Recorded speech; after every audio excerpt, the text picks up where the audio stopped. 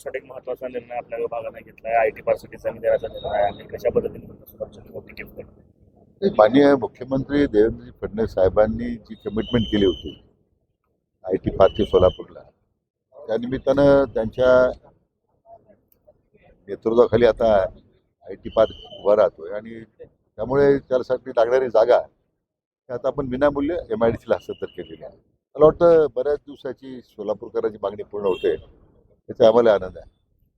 तर देशभरामध्ये एक आंदोलन सुरू आहे, जे सगळे रस्त्यावरती उतरलेली पाहायला मिळते. काँग्रेसच्या पाठीमध्ये आंदोलन कसं पाठवलं? मी कालही त्याच्यावर बोलताना सांगितलं की आता ज्या हेतूसाठी आंदोलन सुरू झालं होतं, श्री वांगचूक यांनी उपोषण सुरू केलं होतं, त्यांनी आता स्थगित केलं ते. सरकारने बहुतांशी त्यांच्या मागण्या संदर्भात आता कार्यवाही सुरू केली. काही बाबतीमध्ये सरकारने आश्वासन दिलेलं आहे कार्यवाहीबद्दल. आता दुर्दैवानं ज्या हेतूसाठी आंदोलन होतं त्याचा जर आता हेतू संपलेला आहे, वांगचूक यांनी आपलं उपोषण सोडलेलं आहे, आता हे आंदोलन सुरू ठेवण्याची आवश्यकता नाही. परंतु मी कालही माझी भूमिका स्पष्ट केली की विद्यार्थ्यांचं जे आंदोलन आहे, त्यांच्या काय मागण्या आहे, सरकार नेहमी सांगतं आमची दारं खुली चर्चेला आहे. परंतु दुर्दैवानं आज त्या विद्यार्थ्यांच्या आडून काही देशविरोधी प्रवृत्ती आता शिरत आहेत.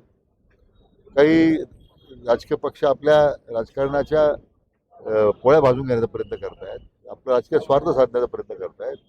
विद्यार्थी आंदोलकांना माझी या निमित्ताने मी काल आवाहन केलं की ही सगळी जी राजकीय पक्ष आज आपल्या स्वतःच्या अस्तित्वाची झडपड करू पाहत आहेत आंदोलनाच्या माध्यमातून, त्यांना पहिल्यांदा बाजूला करा. राजकीय पक्षाच्या हे आंदोलन जेव्हा सुरू झालं, हे पक्षविरहित आंदोलन होतं.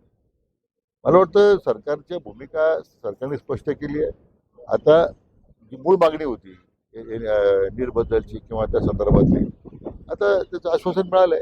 राजीनाम्याच्या मागणीवर ठाम आहे. धर्मेंद्र प्रधानांचा राजीनामा झाला पाहिजे. सरकार या सगळ्यामध्ये अँटिसिपेट करायला चुकली असं वाटतंय आंदोलनाकडे? नाही, मला वाटतं की आज जे आंदोलनामध्ये जे आज पाकिस्तानच्या गोष्टी दिल्या जातात, 370 कलम जे आपण रद्द केले आहे ते पूरत करण्याबद्दलचं त्या घोषणा होत आहेत. आज घोषणा देणारे कोण आहे त्या आंदोलनामध्ये?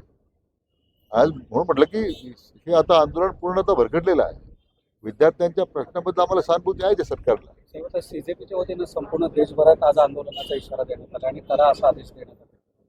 हे म्हणून प्रत्येकाला आंदोलन करण्याचा अधिकार आहे. CJPचा काही त्यांना काही तो अधिकार आहेच आहे ना.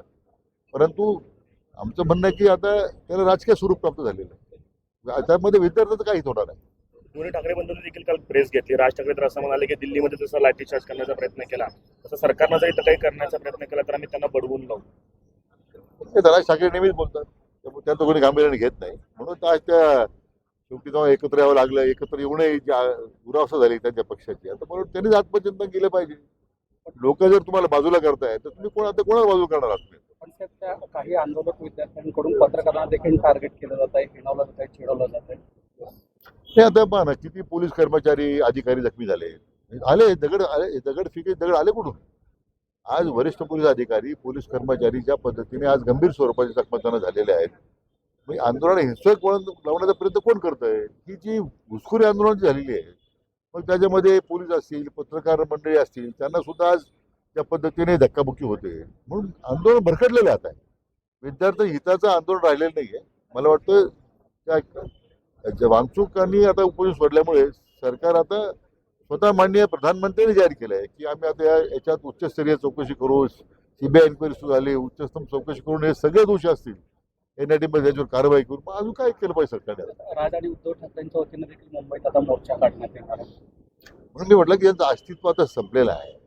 फक्त हे आता बुडबुडे आहेत त्यांचे, त्यातून काहीतरी हातपाय हलवण्याचा प्रयत्न करतायत.